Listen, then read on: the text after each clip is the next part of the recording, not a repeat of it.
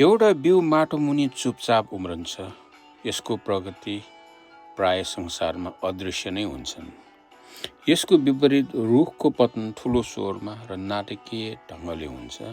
हाँगारो जमिनमा ठोक्किँदा तुरुन्तै ट्यान खिच्छ। यो भिन्नताले कसरी क्रमिक विकास प्राय बेवास्ता गरिन्छ भनेर देखाउँछ, जबकि असफलता वा पतनका क्षणहरू उल्लेखनीय र अविस्मरणीय हुन्छन्।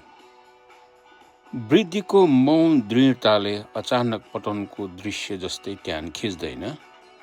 यसले हामीलाई सम्झाउँछ कि अर्थपूर्ण परिवर्तन बिस्तारै हुन सक्छ, यदि अधिक स्पष्ट घटनाहरूले छाया पारेको छ भने पनि।